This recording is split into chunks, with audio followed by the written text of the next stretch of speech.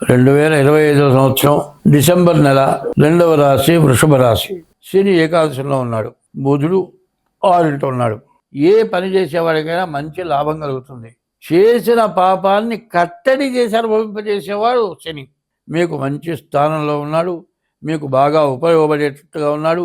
బుధుడు బాగున్నాడు, బుధుడు వల్ల వ్యాపారం సాగుతుంది.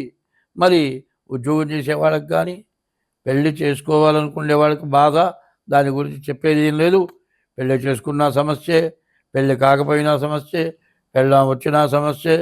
పెళ్ళి చేసుకున్న తర్వాత ఎందుకు పెళ్లి చేసుకున్నానా అని పొరపాటున చేసుకున్నానరా, ఇక ఈ పెళ్ళి అవ్వద్దు, ఇక మళ్ళీ పెళ్ళి కూడా అవ్వద్దు, విడిపోతే చాలని బాధపడతాడు ఈ టైంలో ఈ రాశివాడు. తర్వాత వ్యాపారస్తులుగా వ్యాపారం బాగుంది, రియల్ ఎస్టేట్ బాగుంది, స్టాక్ మార్కెట్ వాళ్ళకి బాగుంది, విదేశాలకు వెళ్ళే వాళ్ళకి మరీ విపరీతంగా బాగుంది చెప్పాలంటే. మరి వ్యవసాయదారులకు కూడా చెప్పాలంటే కుజుడు స్వక్షేత్రంలో సప్తమంలో ఉన్నా కూడా కుజుడు 50 వంతులు బాగా పనిచేస్తాడు. ఇటువంటి పరిస్థితి కనపడుతుంది.